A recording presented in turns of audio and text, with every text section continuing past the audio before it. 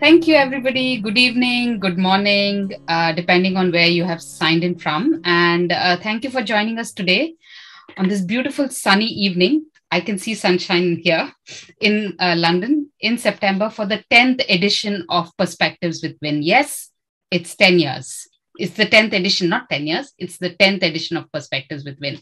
We started in 2016. But first, what is Perspectives, right? It's bite sized TED style talks in an informal setting by global thought leaders from a variety of industries who share their perspective on a topic that is dear to us. This is the 10th edition, and we have some amazing speakers of global repute. And we have covered, a range of topics since 2016 in March when we first launched Perspectives. It was a physical event. And we've covered topics like what does sustainability mean for business?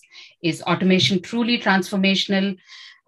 Freedom despite restrictions. And since we've gone digital, we've had some freedom despite restrictions. And that's why we can kind of get people from across the different continents together to share their perspectives.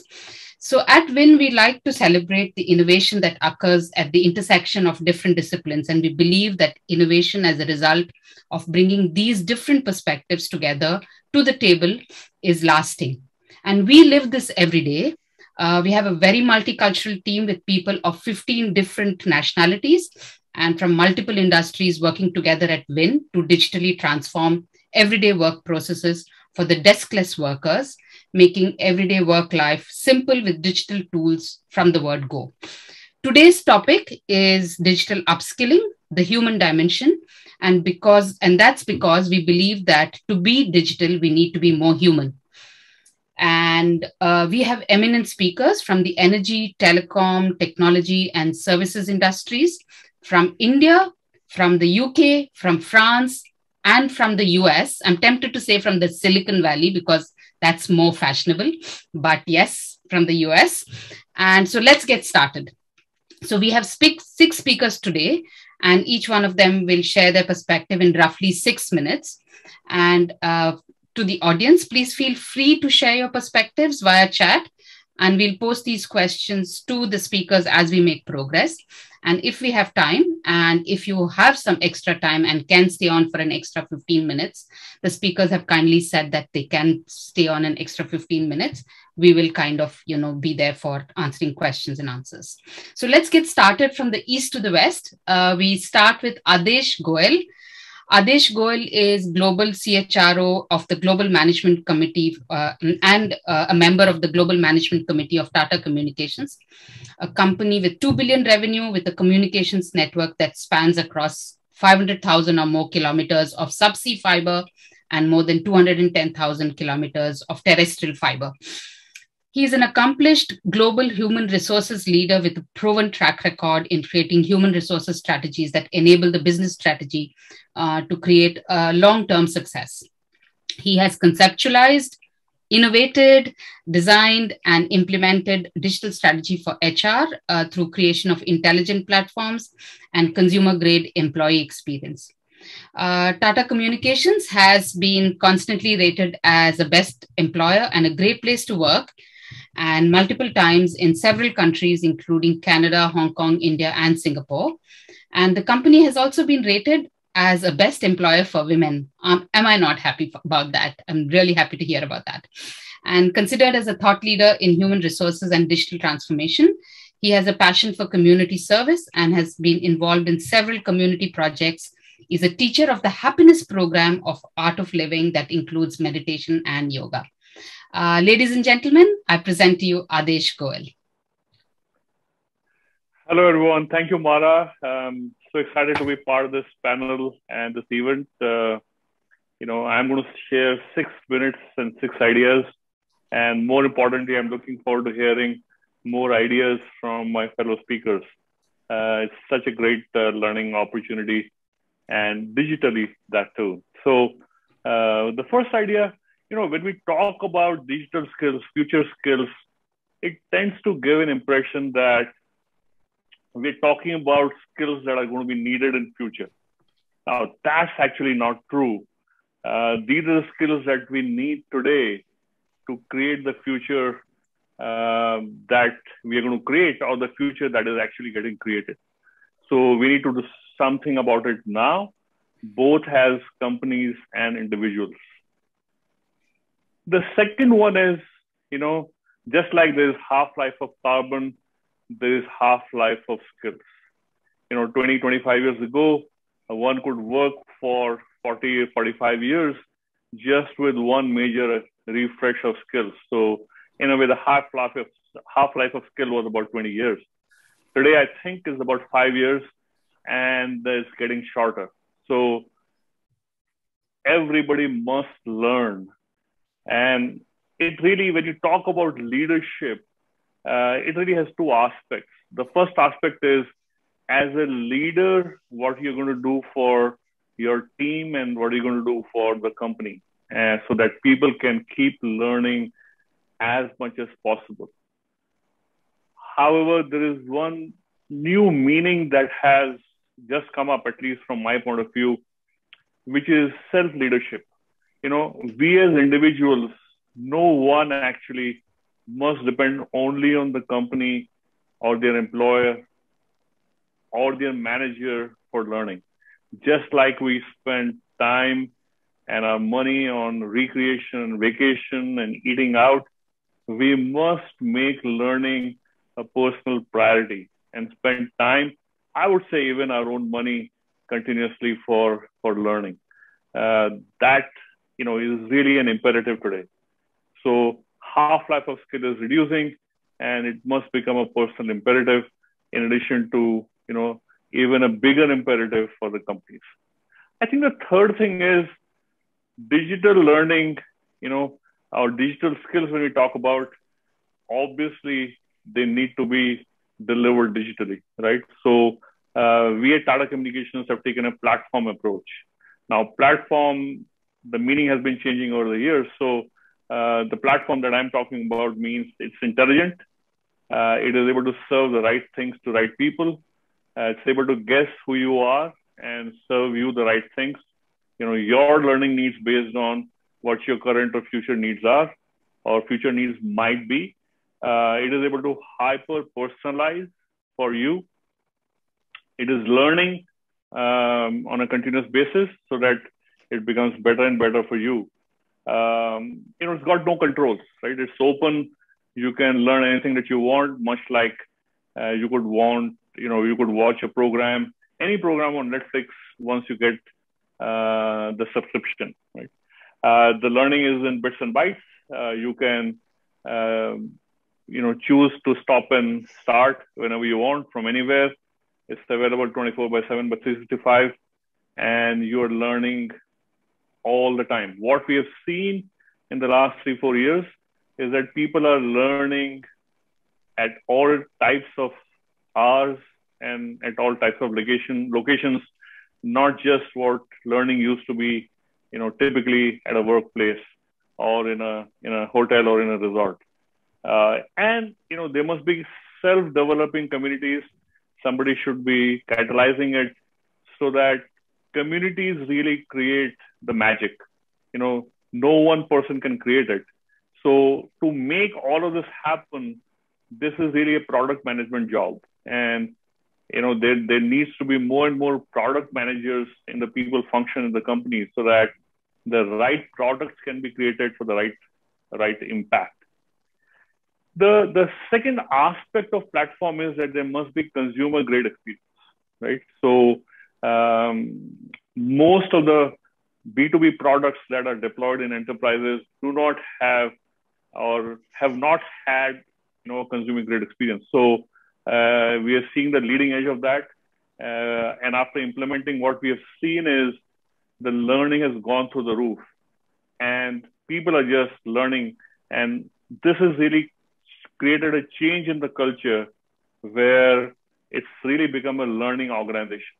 And, it's really developed a soul or a DNA of its own, and it's really doing well. The fifth idea that I want to share is that when we talk about digital, when we talk about future, we are not really serving the learning needs of today.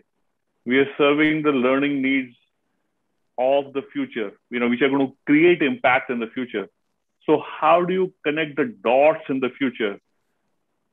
Steve Jobs talked about that: keep working on, keep moving on with trust and faith, and do your best, and the dots will get connected in the future. That's obviously, very, very true. But how do you take chances to create, connect the dots in the future? Which means, one example that I'd like to share is, how do you set out goals, future roles with newer skills, set that out in the company.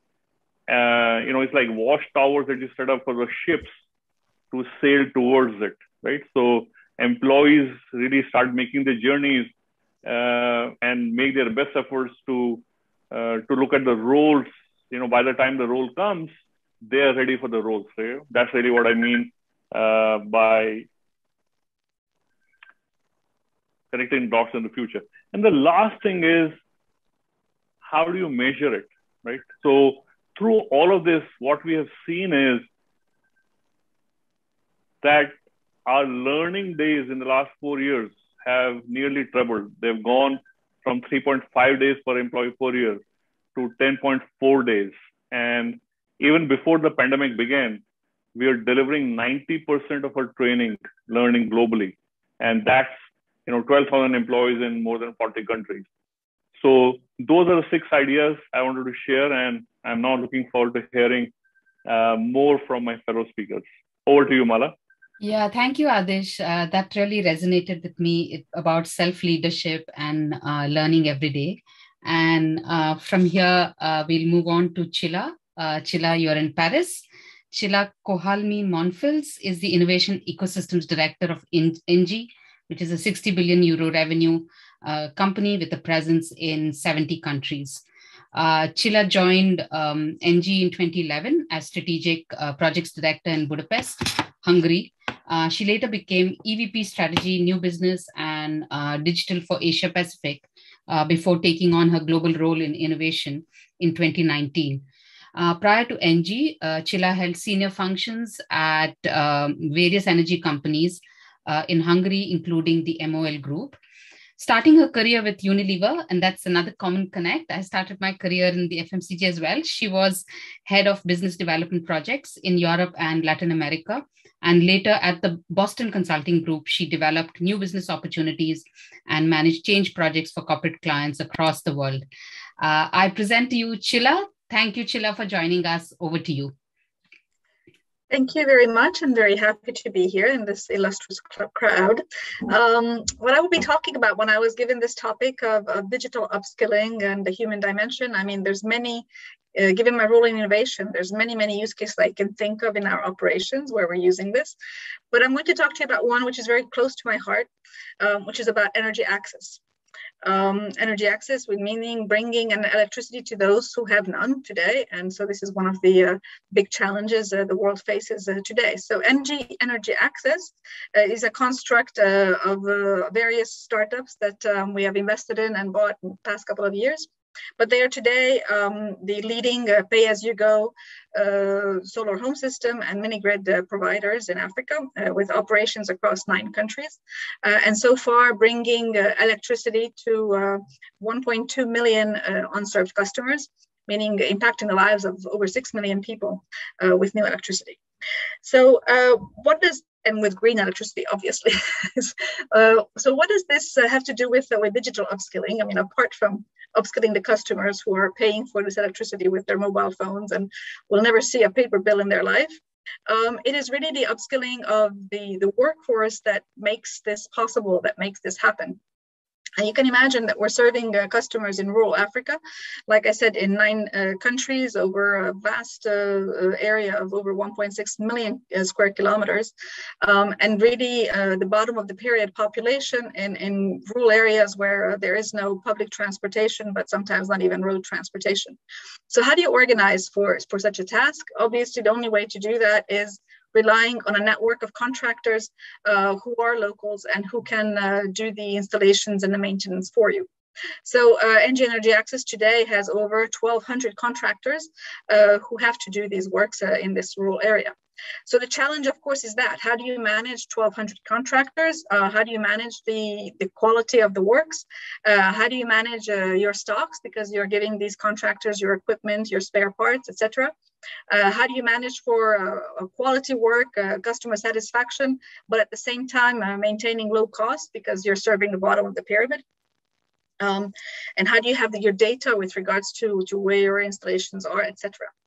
So the solution to this was an application that was developed by NG Energy Access, which is called Mfundi. Fundi in Swahili means technician. So it's basically sort of a marketplace or a job board for the local technicians who receive the jobs on this application, which they can then accept or reject. Then the application tracks their journey so that we can calculate how they got there, and we can reimburse them for getting to the job site.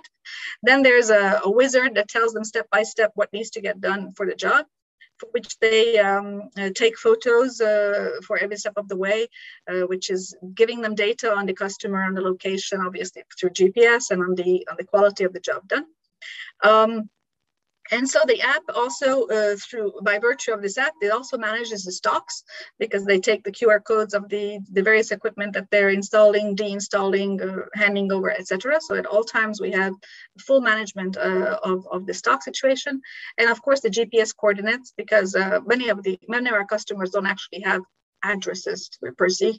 There's a village somewhere, and that's where they are. So what has been the impact of this app?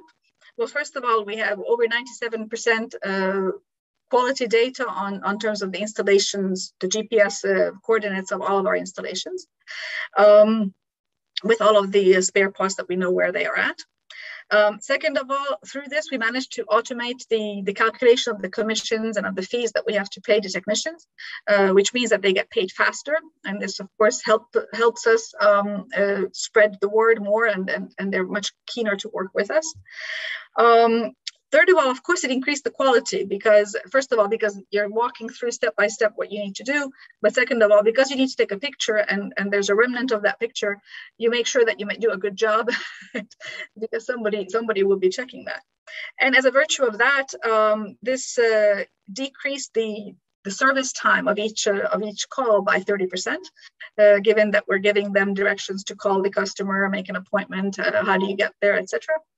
And it decreased the rework, so the follow-up maintenance, by 50%, which means that the job is well done, and therefore they don't have to go on site again to fix the same issue. So I would say this is definitely digital upskilling of the local technicians. And it's actually a leapfrogging more than just an upskilling. It's a leapfrogging because they manage to service these areas in better ways that some of us in the developed world know how these things are serviced. And the next step is really the follow-on of this leapfrogging. The next step is now the Uberization of this app. Given that we have managed to deliver this good quality and low-cost solutions to install our own installations, we are now offering this to other service providers who would also like to rely on this same technician base, or actually increase the technician base, obviously, in order to find somebody to install other things, not just the solar home systems or not just our installations. So this way, through this app, we are managing the continuous improvement, the continuous learning of these technicians, where they get to learn about different types of installations, they get more jobs, they get better livelihoods, and the customers get better service, and they find better technicians. So this is what I wanted to share with you. And again, thank you for the invitation. Happy to be. Thank you, Chila. You were absolutely on the dot. 6 minutes, and getting local technicians to leapfrog their skills with technology is really an important part of what you do to make energy accessible to others. Thank you for those wonderful pearls of wisdom. Over to the UK, I'd like to call upon Mike. Mike Young is board advisor BT and ex-CIO Centrica. Mike is a seasoned technology and operations executive. a recognized independent advisor to several FTSE 100 companies. He's also an advisor to Cotton Capital and is an active mentor to several CIOs and chief digital officers.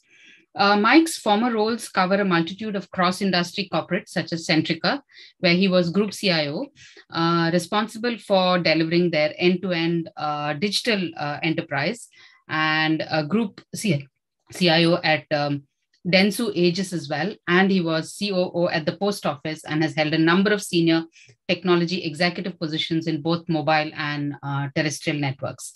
Thank you very much for joining us while you're on holiday, Mike. Please unmute yourself and we'd love to hear your perspective on the topic. Thank you.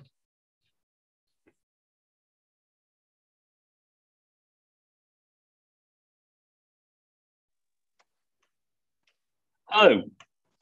I'm hoping everyone can hear me. Yes, I'm Mike Young. I'm going to take a slightly different tack to Adesh and Chilla. I think that will encompass another angle, though I thought there was a lot of useful content in both those previous speakers' outlays. I've grown up going into companies as a CIO where it's not a blank canvas. Much of what there is legacy, and there is a drive, usually from the board or the executive team, to do something on a digital footing, but not to a point where they understand just exactly what that may mean or what that might look like.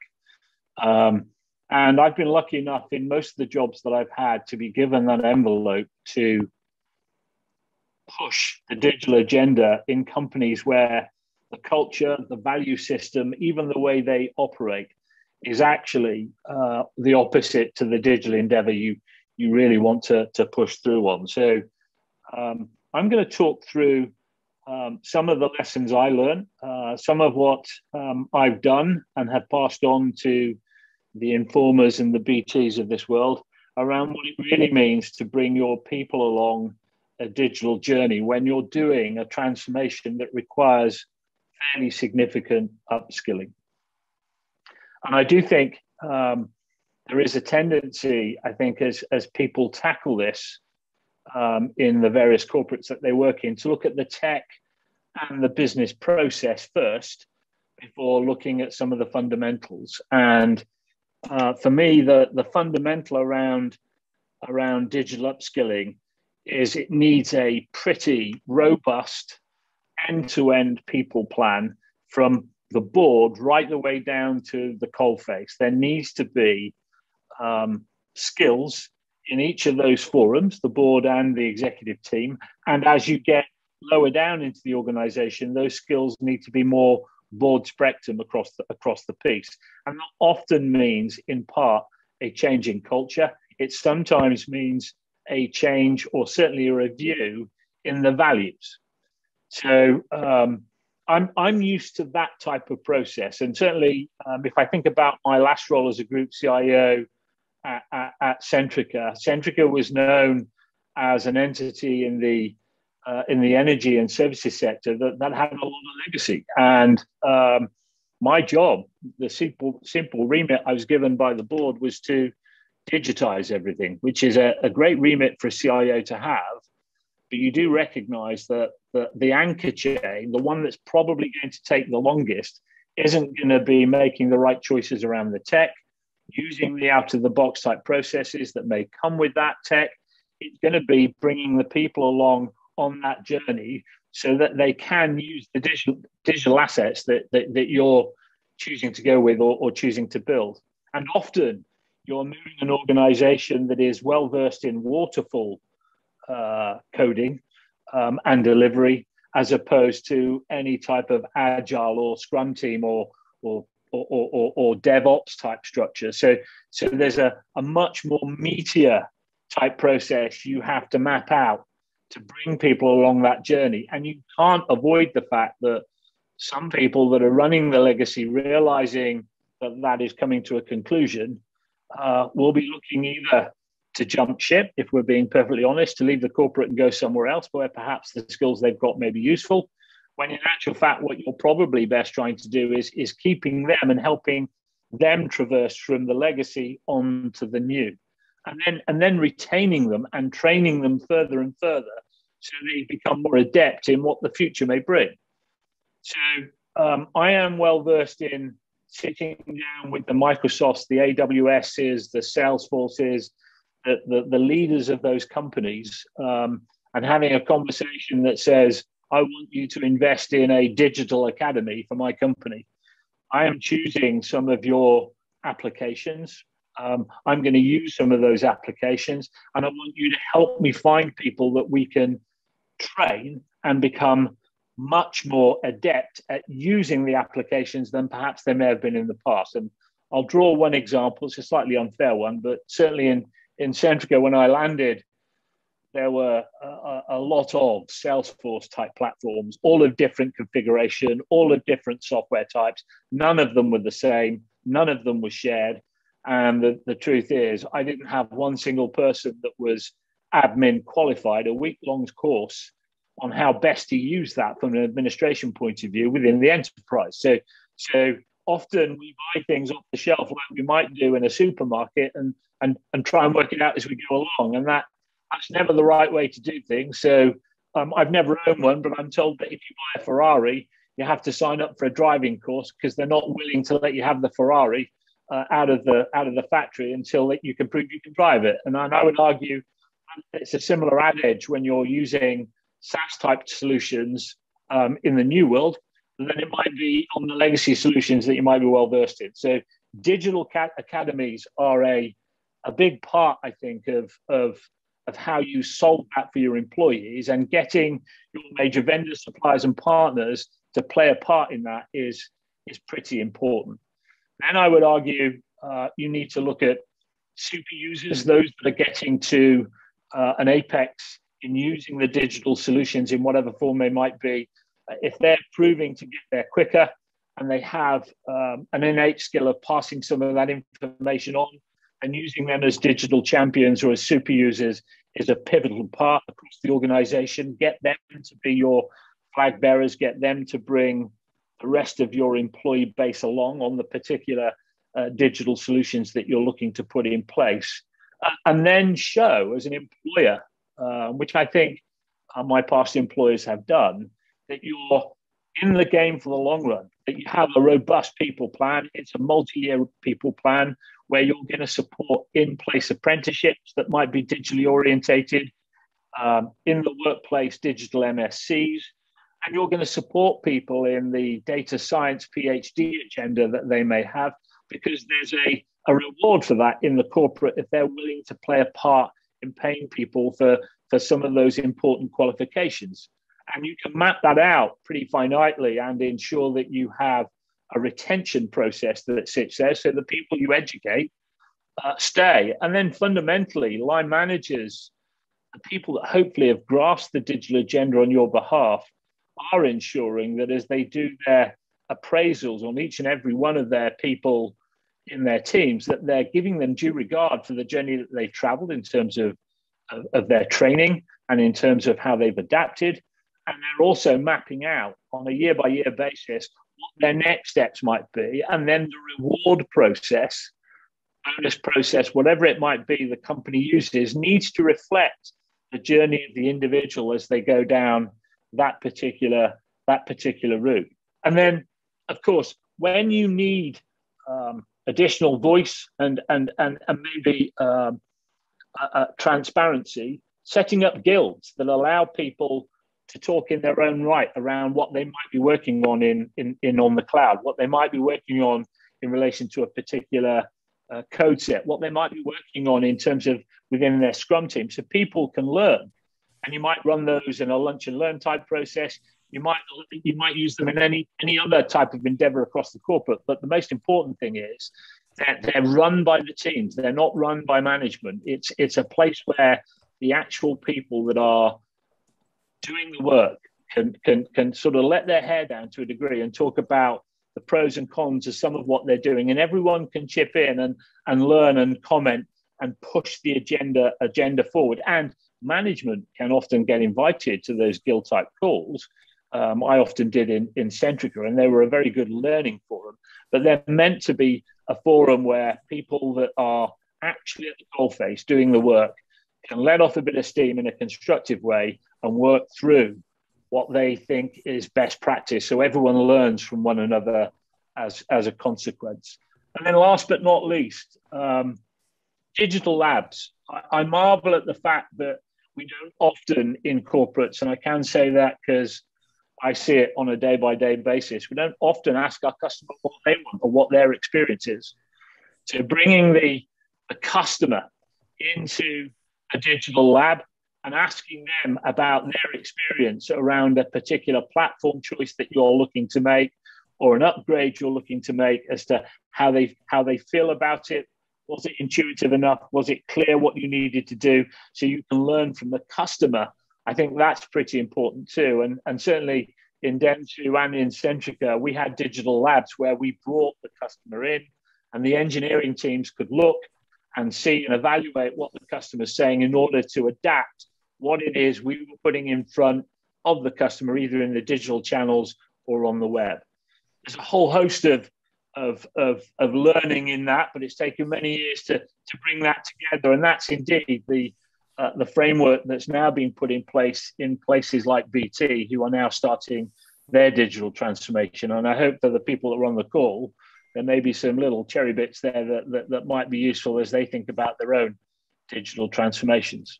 Yeah, thank you. Back to you. Thank you so much, Mike. And that was a CIO view, which, I learned a lot. And I'm conscious that big transformation and digital programs need to be managed that way. And that's really, very valuable learning for everybody around here who are building those big digital transformation programs and making sure that, teams are brought together and they run some of these sessions and so on and so forth. So from Mike, who actually you've dialed in from Greece, even though you're from the UK, we are going over to Adam Hale. Welcome, Adam. Adam is Scale-Up Advisor and Partner at Notion Capital, who are investing in European SaaS and enterprise tech companies. Working with technology-centric businesses has to help these kind of companies become global leaders. With particular focus around people and technology, Adam is a strong advocate of scale-ups. We are very excited to have him here, and he started coding as a teenager before studying computer science. And as I share with you a little bit more about his background, you'll realize how diverse his background has been. He spent 10 years at Accenture learning how to look after clients and run complex projects and sales campaigns. He absolutely loved it, is what I'm told. He became a headhunter and spent 16 years at Russell Reynolds, helping 200 plus technology firms and investors to build their leadership teams and boards. As CEO of SaaS HR business Fairsale, he grew it from 13 people to 200 plus in 4 years, raised angel funding and growth capital, before the acquisition by Sage PLC for 12x revenue multiples. He built an amazing team over there, which won many customers and awards along the way.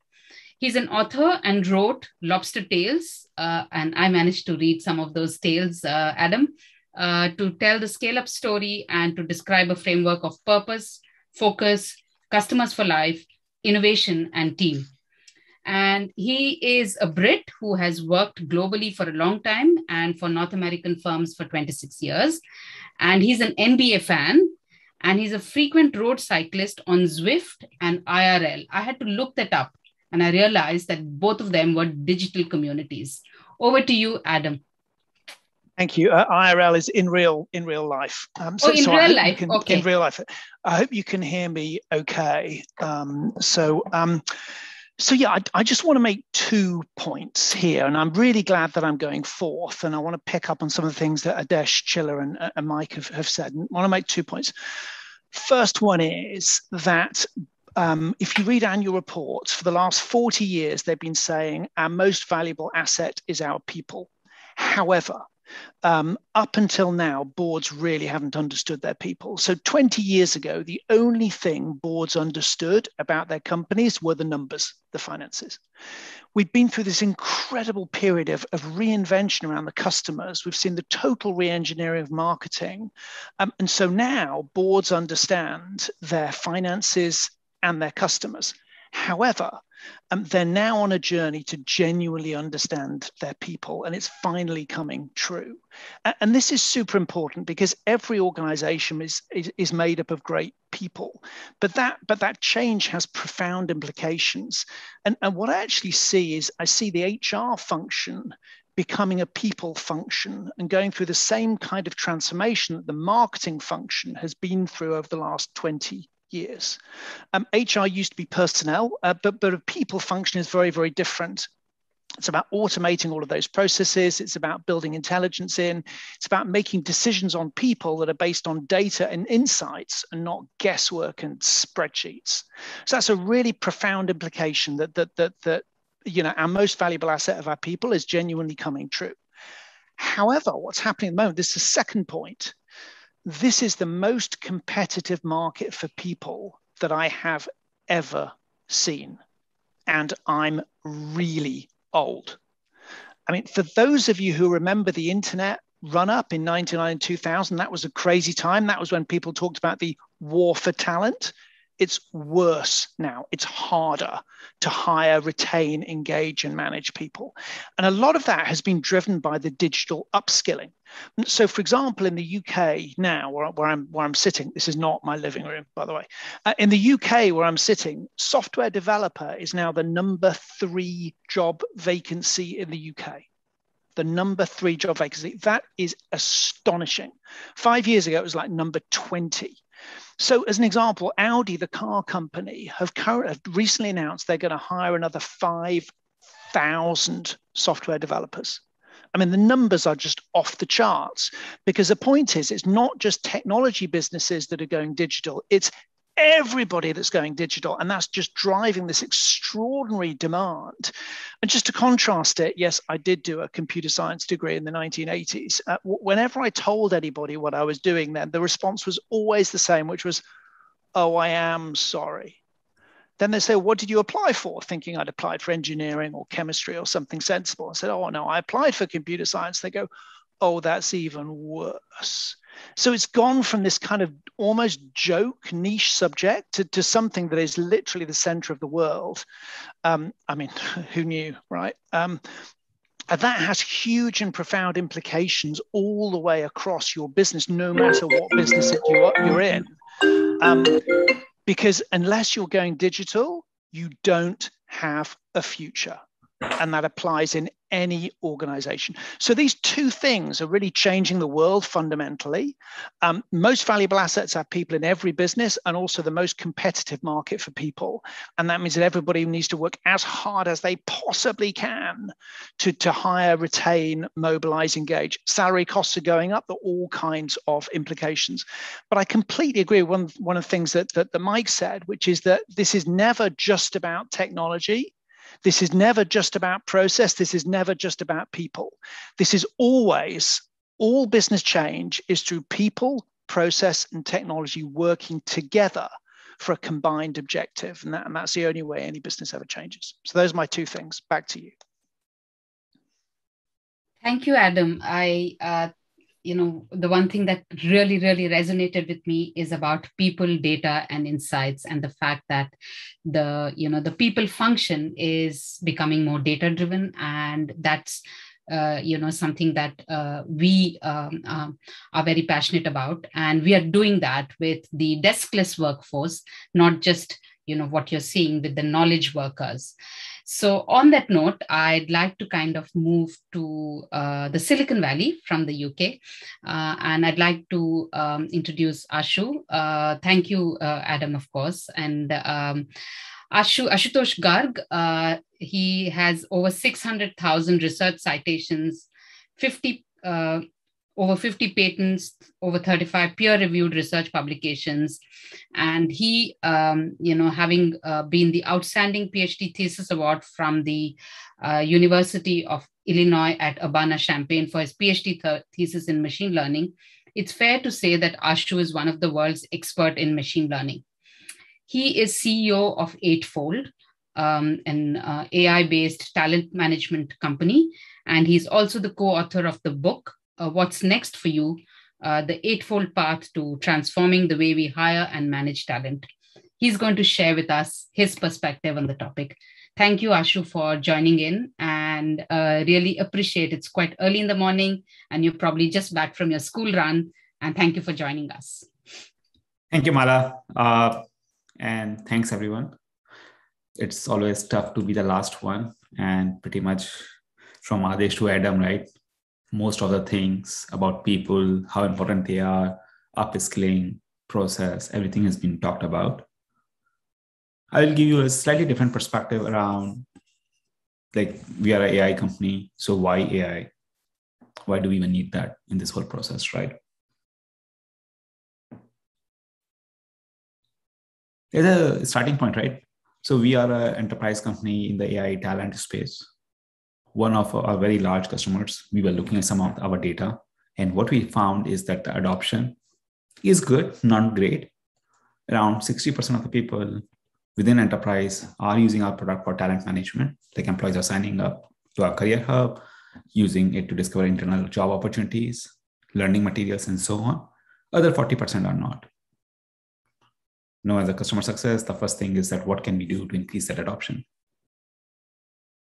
And I'll come back to that in a second. Just keep that perspective, 60% people using, 40% people not using. Industry-wide today in the US, the average churn is 25%.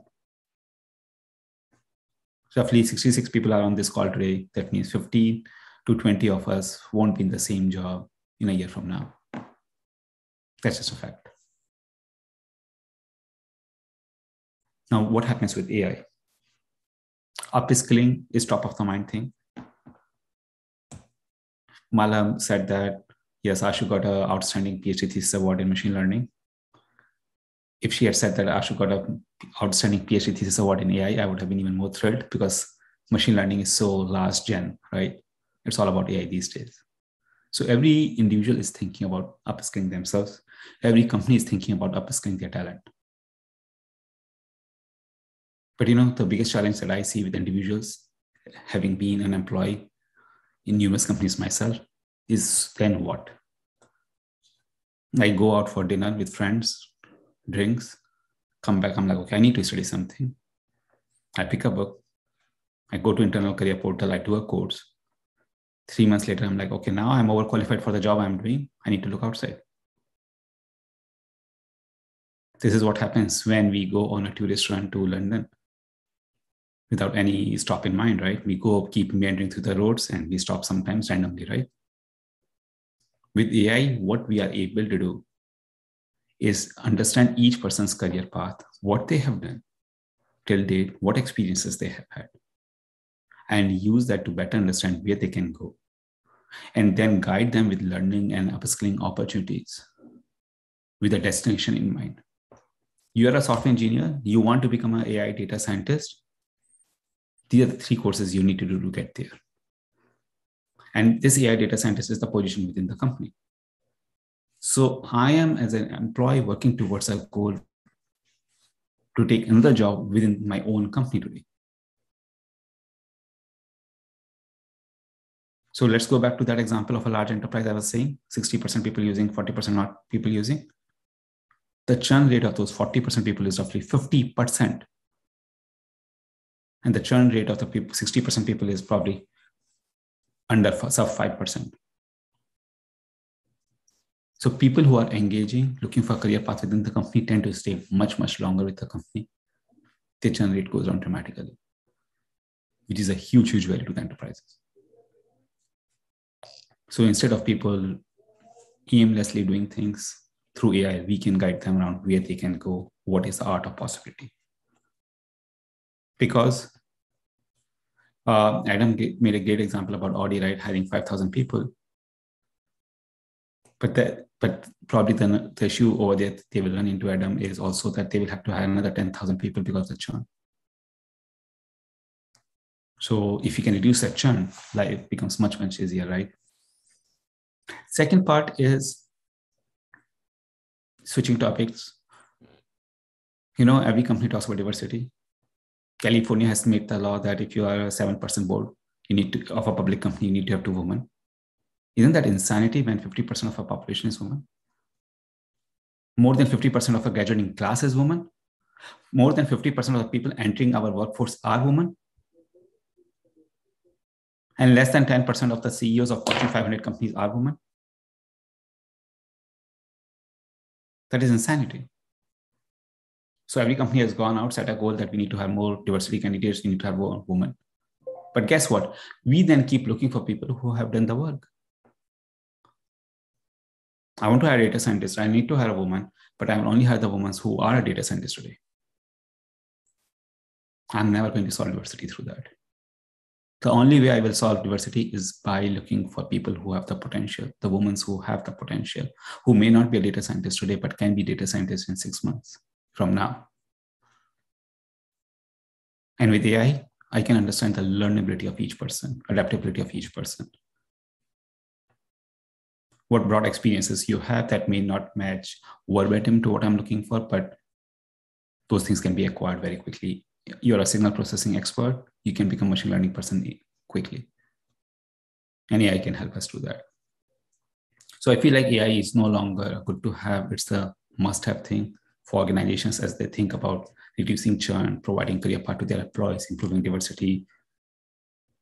So that is my message. Thank you. And thank you, Mala and Kapil, for this opportunity. Thank you, Ashu, for joining us. And I think in spite of being the last of external speakers, I think you brought us to a stage where you got us thinking about how AI can be used to guide people on where they can go, recommend the next best actions for them to upskill themselves based on their learnability and where they want to go. And that again resonates with us quite closely because that's something that we are doing with our technical teams on what is the next best actions that supervisors and workers in the field need to do based on AI, from the work that they have reported in the field with Vyn. And from here, I'd like to kind of first thank you, of course, and also welcome Kapil. And so as all of you know, Kapil is co-founder and CEO of Vyntelligence. Kapil has been a field service engineer, a salesperson, and a global sales team leader. He enjoys building teams. Do we not know that? Yes, we do. Creating experiences and scaling businesses. Kapil has over 25 years industry experience in the software and the mobile industry. Kapil joined Aricent before Vyntelligence. He joined Aricent as the second employee in Europe, where he built and led successful teams covering Europe, North America, and Australia. And he also developed client relationships with FTSE 100 and global Fortune 500 firms. He led significant growth revenue there from 0 to 250 million during his tenure. And as you know, in Vyntelligence, we have also been growing, threefold over the last couple of years. And we are very excited to have him share his last few words and his perspective on the topic today. Thank you, Mala. And thank you, speakers. So Adesh, Chila, Mike, Adam, Ashu, wonderful to have you here. I already feel upskilled. the variety and the diversity of the thoughts, right from creating learning as a platform to enabling people from core culture and values. Chila talking about making an impact.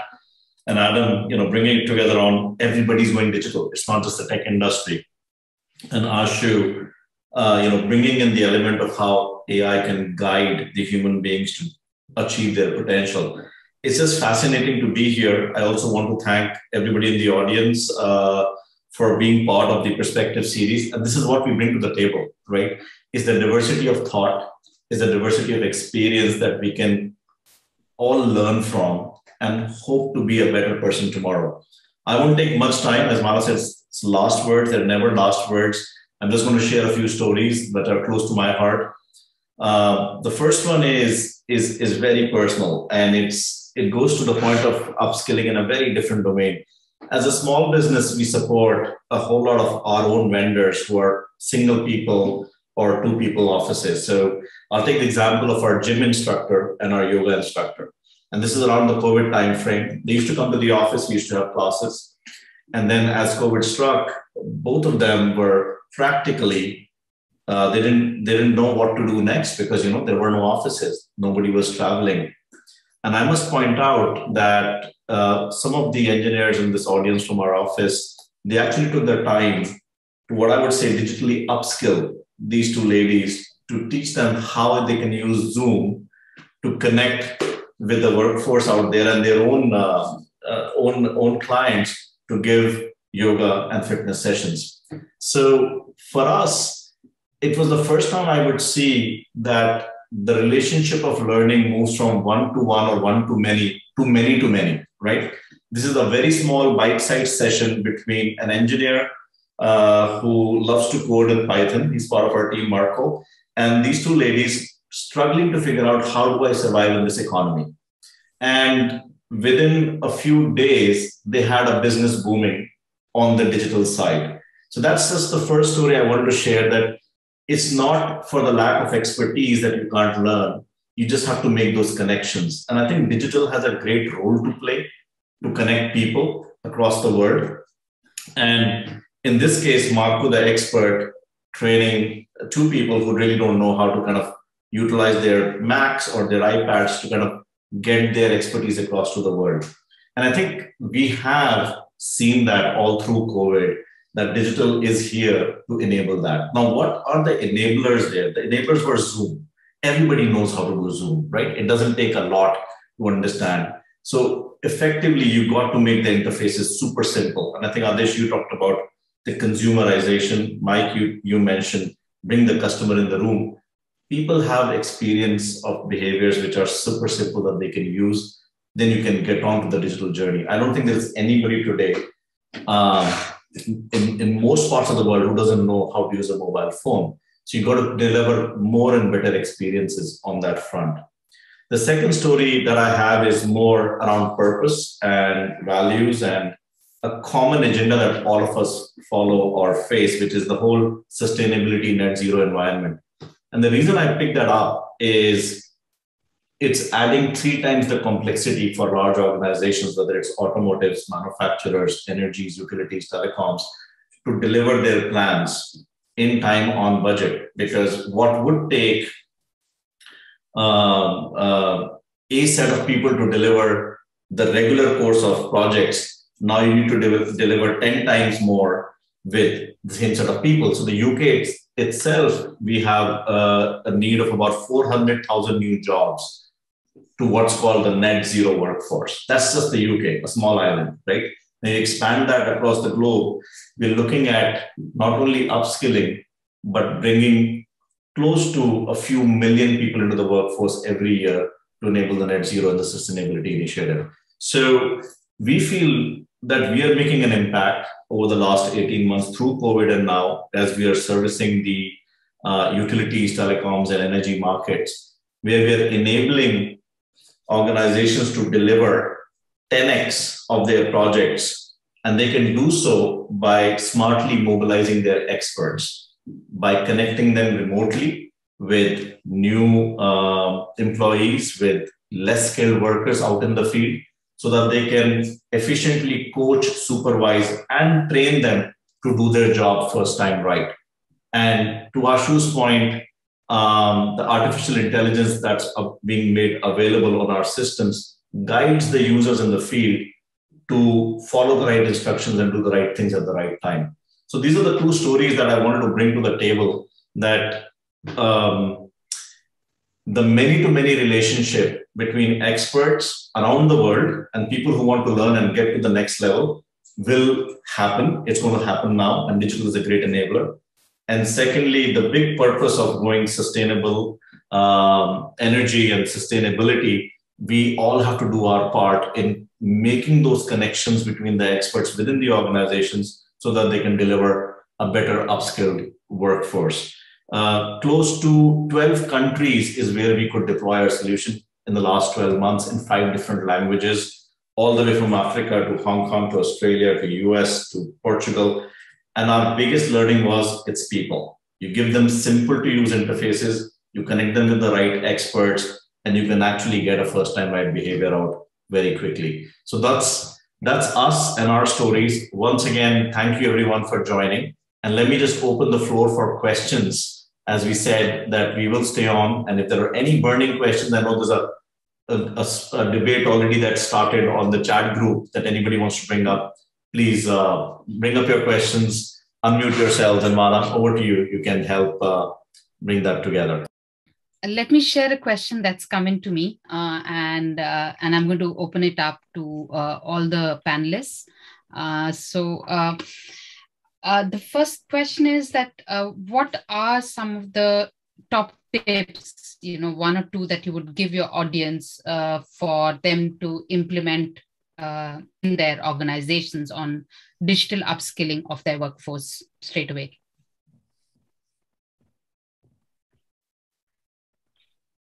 Any top tips? Like, we heard about, we heard that we need to kind of look at, it's not just about technology, it's about people, process, technology bringing together. We heard about bringing customers into the table. We heard about simple, technology tools, but really digitally upskilling is something that can be done in a small bite size or can be done as a big kind of a program. And I can see Adam has raised his hand.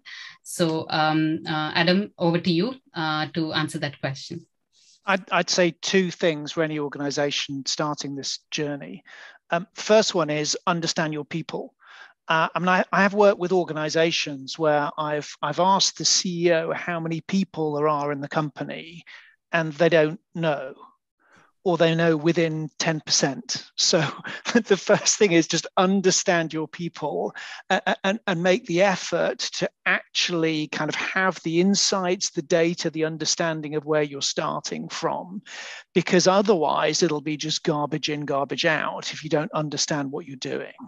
And the second thing I would say is that, this can be a really kind of daunting initiative, but as the Chinese proverb says, a journey of 1,000 miles starts with a single step. So just start.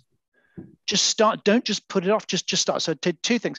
Firstly, understand your people, and secondly, just start it, because even doing the wrong thing is better than doing nothing at all.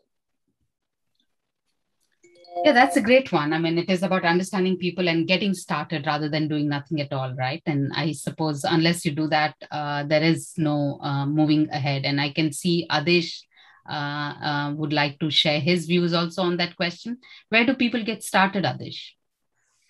One of the simple ideas would be to reach out to all employees and say, what have they learned on their own and how did they help themselves? So once you start hearing the stories of people, right? One story was told by Kapil. Now, if you can get the employees to tell their stories, it will create a really phenomenal energy for the rest of the people to really take on those journeys. And we can start building on those very, very quickly. That's great. Thanks so much, Adesh. Here's a question for Ashu about there aren't enough people to recruit into the roles we have. So how do we best upskill people to do different things? It can't be all just about classroom training and sending them off to their new job. So what are some of the ideas that you would want to share with the audience? Absolutely. I think one of the biggest challenge is that as soon as we talk about upskilling, learning, very first reaction that we have is some kind of a classroom learning, whether it is online or in person. I mean, to be frank, right, since 2002, I've never been in a classroom. And I have not done any committed online course either. But I can say that I've learned a lot in the last 20 years, right? And which is true for probably all of us, both in audience and on the panel. So learning is happening on the job as well. In fact, 90% of the learning or 95% of the learning is happening on the job. And to Adesh's point, are we first capturing it? Are we asking people about it? Can AI help us tell that, right?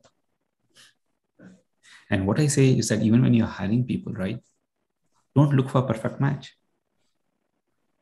Just for yourself, right? If someone were to come and give you an offer that you have been doing X thing for a while, just come and do and exactly rinse and repeat the same thing with us. None of us will want to take that job. But we expect that from our candidates. And then we are surprised when they leave us after a year or two. Sometimes I like to say that 70% is the new 100%. Look for the people who have some of the required things, and rest. See if they can learn the other things quickly.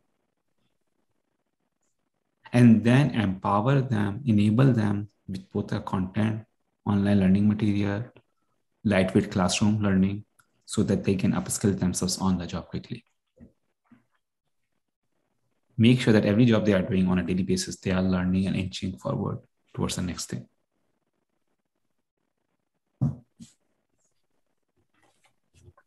Thanks, Ashu, for that. Those good guidelines. I guess it's also around, not just around on-the-job learning by practice, but also by repeatedly doing things which help embed behavior.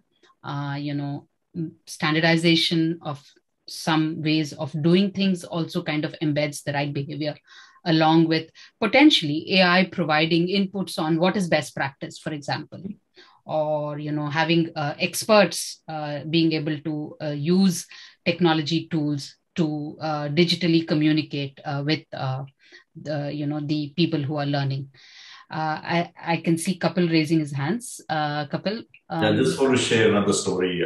This is our customer NG, and we were working with a power plant in the Middle East where they're trying to create a pervasive safety culture. And this is a plant where they don't use mobile phones. So the first few people start to use mobile phones and use our technology to report safety observations and safety risk assessments using short videos. The thing caught on, and actually the interesting part that the power plant manager told us was, hey, we can give this tool even to the person who's in the security of the plant, right? He's not a trained engineer, because they can spot issues which currently they could not. So believe it or not, everybody's got a mobile phone now in the power plant, and they're all reporting issues because it's a simple to use technology. So I think that upskilling approach where you're kind of taking a security person who's responsible for physical security in the plant and giving them tools where they can start to spot risks is a one small step that you can take to just, create a transformation in how people are going to think about their jobs, how people are going to think about their processes going forward. So just wanted to bring that element of how to get started. And, kudos to the leadership of the power plant manager who said, yes, I'll do this. I'll take this leap of faith. Let me try this out. So back to Adam's point, take the first step, right? And today, it's now become a pervasive culture across a multiple fleet of power plants in the region. Thanks, Kapil. In fact, I just got reminded of I just was remembering the 70-20-10 in the way people learn, right? So 10% is formal learning, 20% is informal learning, and 70% is on the job.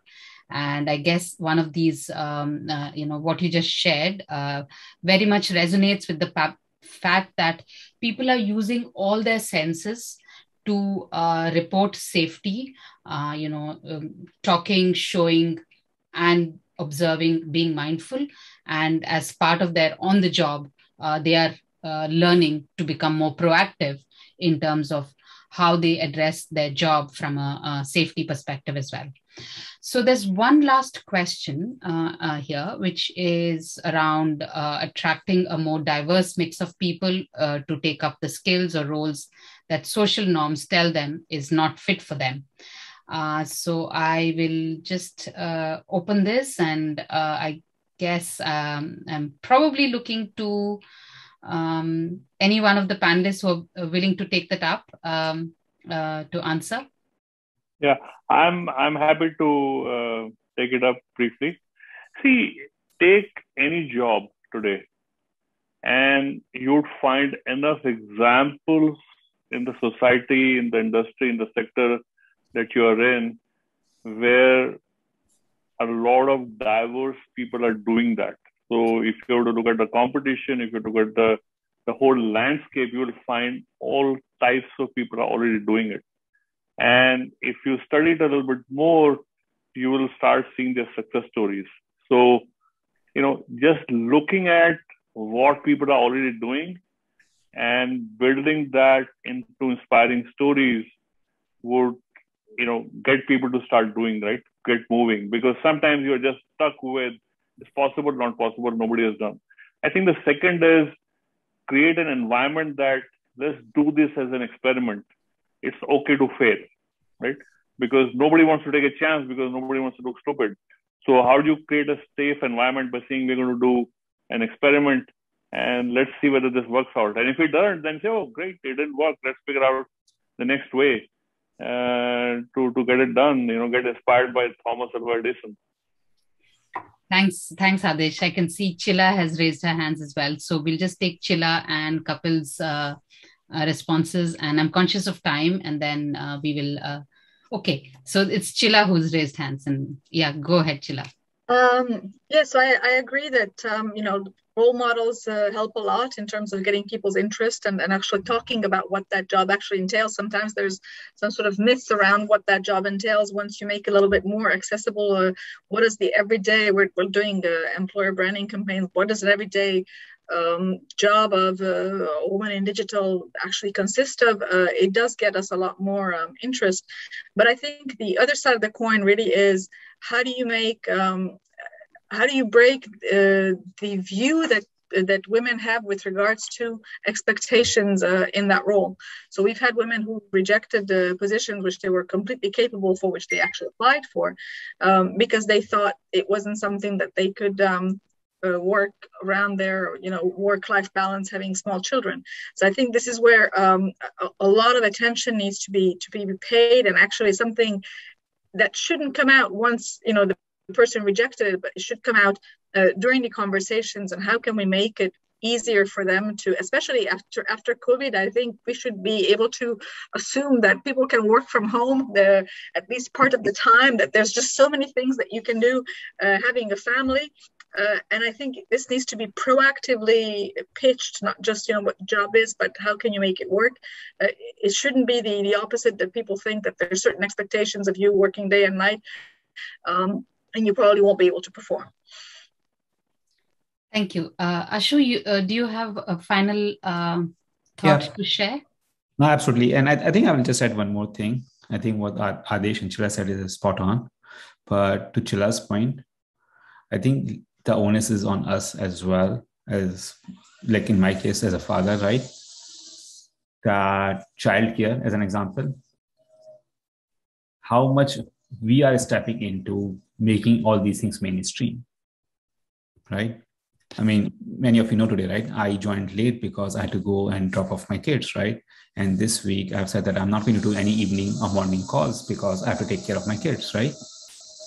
If all of us make it part of our society that it's not only a woman's job to take care of kids, it's everyone's job. It's a family's job, right? There is no such thing as a man or woman, right? It's job, right? I think we can further make it more acceptable and more easy for women to take those jobs where they might be afraid, right? Like I can't travel this week because my wife is not here, but why can't that be equally applicable to my wife, that she can't travel because she has to take care of family at home on some days, right? Sharing the burden. Fantastic. Thank you so much, Ashu. And thank you to everybody around the panel on that wonderful note. And I'd like to say thank you to each one of the speakers, panelists, starting from Adesh in India. Conscious it's quite late in the evening for you. To Mike, who I can't see, maybe he has had a connectivity issue and dropped off. To Adam, to Chilla, and to Ashu, as well as to Kapil, and the entire team in Vyntelligence who have helped to make this happen. But last but not least, the fantastic panel and the audience as well who have participated in this event, a topic that's quite close to our heart, which is about how do you digitally upskill teams, whether they are deskless workers, whether they are people in the office, and how do you make sure that you keep the human at the center. I'd like to kind of end by saying, to be more digital, you need to be more human. And it's important that the processes, the technology, the tools that we provide as leaders to our teams need to be consumer style, simple, easy to use, but at the same time make sure that we are all joined up in terms of the people, process, technology, and the leadership and the people that we bring along. Thank you very much. Have a wonderful evening. Have a wonderful day, Ashu. I know your day has just begun. And thank you very much for joining us.